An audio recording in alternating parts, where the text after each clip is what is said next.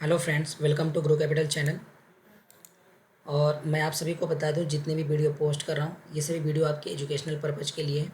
और आपने अभी तक ग्रो कैपिटल चैनल को सब्सक्राइब नहीं किया है तो कृपया चैनल को सब्सक्राइब कर लीजिए और इस बेल आइकन बटन दबाना ना भूलें ताकि आपको लेटेस्ट से लेटेस्ट वीडियो अपडेट होता रहे। और आज मैं आपको बताने वाला हूँ कि पी रेशो क्या होता है, व्हाट इज पी। ठीक है, जब भी आप लॉन्ग टर्म इन्वेस्टमेंट करना चाहते हैं स्टॉक मार्केट में, तब उस केस में आपको पी रेशो देखना जो है बहुत इंपॉर्टेंट है। क्योंकि आपको उस टाइम पे ये पता चलता है कि मार्केट में इन्वेस्टमेंट कर रहे हैं तो मार्केट अभी आपको जो इन्वेस्टमेंट है उसके अकॉर्डिंग सस्ता है या महंगा है। क्योंकि जब भी आप सब्जी मार्केट में जाते हैं तो उस टाइम पे अगर महंगा है तो जाहिर सी बात है आप वहाँ पे सब्जी या तो कुछ और भी मटेरियल लेना हो तो वहाँ पे आप कम ही क्वांटिटी लेते हो।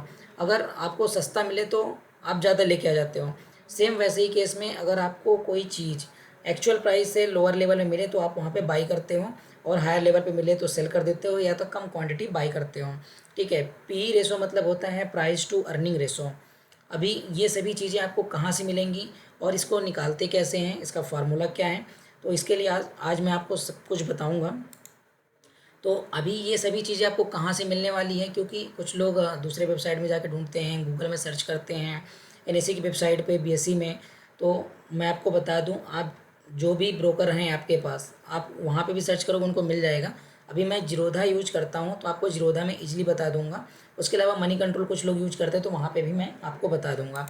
ठीक है, अभी जो प्राइस अर्निंग रेशो निकालते हैं, प्राइस टू अर्निंग रेशो, उसके लिए हम निफ्टी का भी देखते हैं, निफ्टी सेंसेक्स दोनों का सेम ही होता है, डिफरेंस नहीं होता।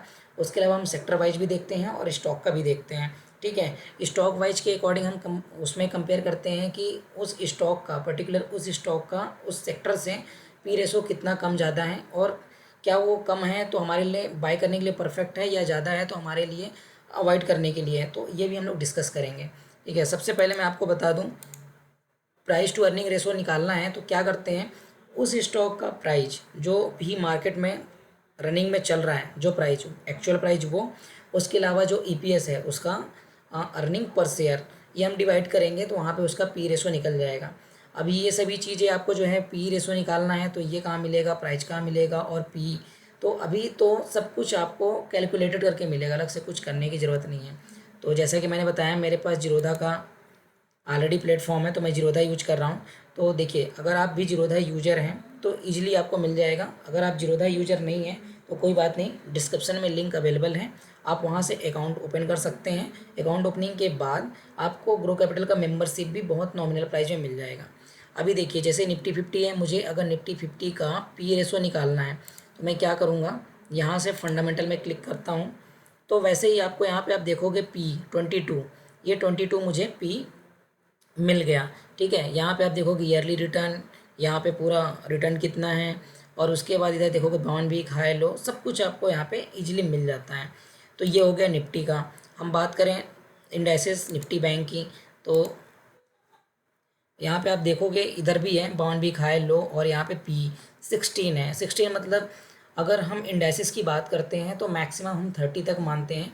30 अगर 28 29 पहुँच जाता है तो हम ये सोचते हैं कि 28 29 पहुँच गया तो हमें 1 रुपये कमाने के लिए मार्केट में 28 रुपये इन्वेस्टमेंट करना पड़ रहा है।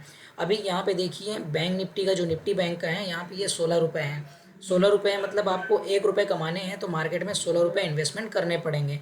तो कहने का मतलब 28 रुपये की जगह आपको लगाने पड़ रहे हैं 16 रुपये। ठीक है, उसी तरह अभी ये दो हैं, इंडेक्सेस की बात हो गई।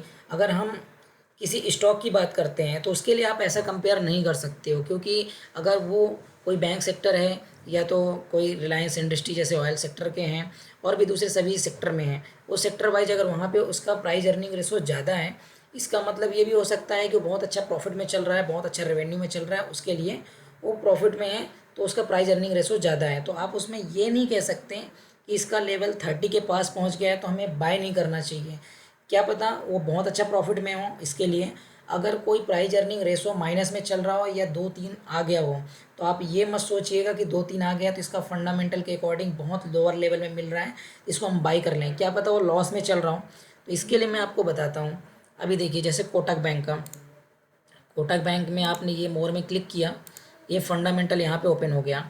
ठीक है। अभी आप देखोगे पी रेशो यहाँ पे 29 है, ठीक है, और सेक्टर का देखोगे तो 21 है, मतलब इसके ऊपर पी रेशो चल रहा है, तो जो लेवल है उसके ऊपर है, ठीक है ना।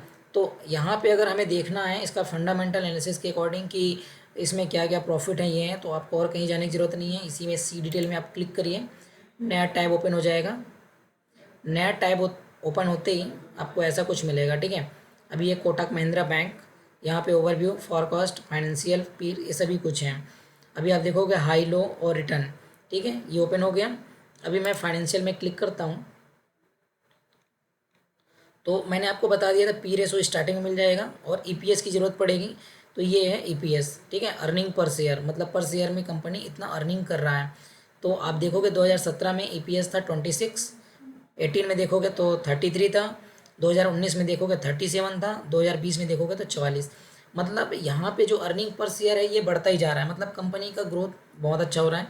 और टोटल रेवेन्यू की बात करें तो आप रेवेन्यू में देखिए यहाँ पे 33,000 करोड़ का है, उसका 38, फिर 45, 50, मतलब ईयर ऑन ईयर बढ़ते ही जा रहा है, मतलब बहुत अच्छा ग्रोथ में है। और नेट इनकम की बात करें तो नेट इनकम भी आप देखोगे यहाँ पे 4940, 6200, 7204, ये और इनकम भी उसकी बढ़ती जा रही है, ठीक है। तो यहाँ पे अगर आप बात करो तो इसका जैसे हमने देखा था, ये यहाँ पे पी रेशो 29 है, तो ज़्यादा है, तो एक्चुअल में ज़्यादा नहीं है, क्योंकि ये कंपनी ग्रोथ अच्छा कर रही है इसलिए इसका पी रेशो ज़्यादा है। तो हम यहाँ पे इन्वेस्टमेंट कर सकते हैं, आप ये मत सोचिए इसमें कि ये ज़्यादा हो गया है, तो नहीं। 30 जो मैक्सिमम लेवल है वो सिर्फ इंडाइसिस के लिए है, कि हम मार्केट की बात कर रहे हैं तो मार्केट इंडाइसिस में निफ्टी, बैंक निफ्टी, सेंसेक्स, अगर ये ज़्यादा है तो उसके लिए हम वहाँ पे होल्ड करेंगे कि अभी पी रेशो ज़्यादा हो गया तो हमें होल्ड करना चाहिए, जब नीचे आएगा तो हम इन्वेस्टमेंट करेंगे। और स्टॉक की बात करें अगर अच्छा प्रॉफिट में चल रहा है तो उसका पी रेशो ज़्यादा हो सकता है। अभी देखिए कोटक बैंक में ज़्यादा था, अभी रिलायंस में आप बात करोगे तो रिलायंस ने भी कुछ दिन पहले ही बहुत अच्छा रिटर्न दिया है लोगों को। अभी पी रेशो यहाँ पे देखोगे 32 की चल रही है, ठीक है। और यहाँ पे अगर हम बात करें सेम फाइनेंशियल, इसमें भी वही केस आपको मिलेगा जो कि कोटक में मिल रहा था।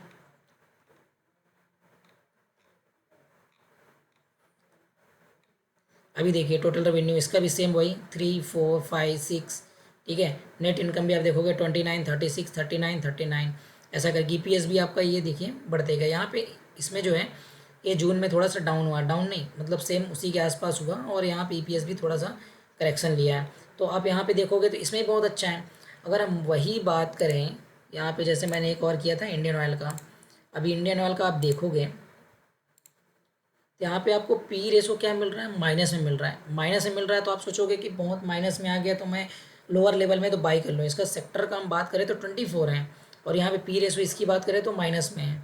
अभी इसमें देखते हैं फंडामेंटल एनालिसिस के अकॉर्डिंग कि क्या एक्चुअल में इसमें प्रॉफिट चल रहा है, क्या चल रहा है, क्यों है ऐसा।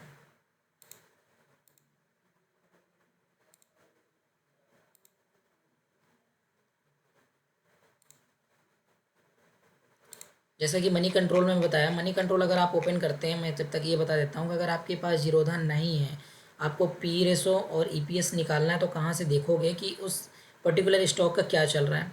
तो यहाँ पे अगर आप टाइप करते हो रिलायंस, कुछ भी जिसका आप देखना है आप टाइप करोगे, ये पूरा पेज ओपन हो जाएगा, ठीक है। पेज ओपन होने के बाद ये सब कुछ BSE NSE प्राइस ये सब आएगा। स्क्रॉल डाउन करोगे तो यहाँ पे वैल्यूएशन में क्लिक करोगे तो डायरेक्ट आपको लेके चला जाएगा वैल्यूएशन में, मार्केट कैप कितना है, पी रेशो कितना है, बुक वैल्यू कितना है, यहाँ पे ईपीएस कितना है, ठीक है।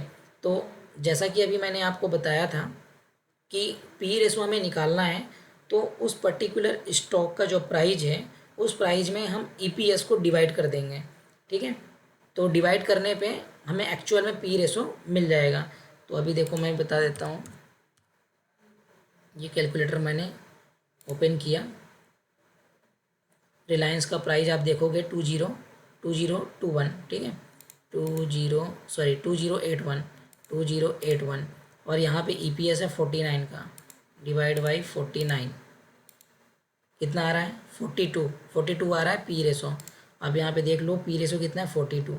तो ये ऐसा निकालते हैं, ठीक है। तो अभी तो सब चीज़ आपको कैलकुलेटर करके मिल रहा है, कुछ देखने की ज़रूरत नहीं है, मतलब कैलकुलेट करने की ज़रूरत नहीं है, डायरेक्टली आपको मिल जा रहा है फेस वैल्यू, डिविडेंड यील्ड, सब कुछ। अभी देखो आईओसीएल की हम बात कर रहे थे, ये फाइनेंशियल में मैंने क्लिक किया। अभी आप देखोगे यहाँ पे टोटल रेवेन्यू 359, 425, ये यहाँ तक ये बढ़ा 2019 तक, उसके बाद यहाँ 532 से ये माइनस आ गया 488। वही आप नेट इनकम की बात करोगे तो इसमें 19, 22, 17 यहाँ पे माइनस में चला गया। ठीक है, उसके बाद यहाँ पे आप बात करोगे ईपीएस का तो ये 20, 23, 18 और ये माइनस में चला गया। तो जो कंपनी यहाँ पे रेवेन्यू भी कम कर रहा है, टोटल इनकम भी कम कर रहा है, उसके अलावा यहाँ पे ईपीएस भी उससे कम हो जा रहा है। जब कम हो गया तो आपका जो प्राइस टू अर्निंग रेशो है वो माइनस में चला गया। और जब माइनस में चला गया तो आप अगर ये सोच के इन्वेस्टमेंट करते हो कि जो हमें एक्चुअल प्राइस है उस प्राइस से कम मिल रहा है, पी रेशो कम है, तो मैं इसमें इन्वेस्टमेंट कर सकता हूँ, तो ये आप एक गलत फहमी में हो, याद रखिएगा। तो जब आप पी रेशो के थ्रू इन्वेस्टमेंट करते हो तो याद रखिएगा पी रेशो के थ्रू ही नहीं, आपको ये सभी चीज़ें देखना है जो कि जीरोधा में ईजिली अवेलेबल है, आपको कहीं जाने की ज़रूरत भी नहीं है। ठीक है, अभी कैसा देखना है मैंने जीरोधा में ही आपको सब कुछ बता दिया। ठीक, अभी देखिए मार्केट, मैंने बताया मार्केट मतलब निफ्टी 50 और सेंसेक्स का याद रखिएगा मैक्सिमम 30, और पी रेशो मतलब जैसा कि मैंने बताया कि मार्केट में अगर 25 रुपये, 28 रुपये, 30 रुपये चल रहा है, निफ्टी 50 की बात कर रहा हूँ, तो मार्केट में आपको 30 रुपये लगा के 1 रुपये कमा रहे हो। ठीक है, अगर निफ्टी 50 का पी रेशो 26 है, मतलब 26 रुपये मार्केट में इन्वेस्टमेंट करके 1 रुपये कमा रहे हो। 20 चल रहा है, मतलब आप 20 रुपये दे के 1 रुपये कमा रहे हो। तो पी रेशो अगर निफ्टी 50 का कम है तो आपको इन्वेस्टमेंट कम, रिटर्न ज़्यादा मिलेंगे। अगर आप 28 रुपये, 29 रुपये चल रहा है उसका, और वहाँ पे आपने इंटर मार लिया, वहाँ पे इंटर मारा मतलब आपको ज़्यादा पैसे दे रहे हैं, इन्वेस्टमेंट ज़्यादा है और रिटर्न कम है। तो सीधी सी बात है कि आपने सीधा सीधा जीरोधा प्लेटफॉर्म है, मोबाइल में या लैपटॉप में आपने लॉगिन किया है, सीधा कुछ करने का नहीं है। अभी आप ये फंडामेंटल में क्लिक करोगे, ईजिली आपको मिल जाएगा पी। अभी 22 है, मतलब आप 22 रुपये लगा के 1 रुपये कमाओगे। इसका सीधा सा फंडा और कंसेप्ट यही है पी रेशो का। ठीक है, तो आई होप आप लोगों को समझ में आ गया होगा। और आपको मैं बता दूं कि अगर आप मेंबरशिप ज्वाइन करना चाहते हैं तो डिस्क्रिप्शन में लिंक अवेलेबल है, आप वहां से अकाउंट ओपन करके जीरोधा में, अप स्टॉक में, अलाइज ब्लू में आप ग्रो कैपिटल का मेंबरशिप भी ले सकते हैं। Thank you for watching video.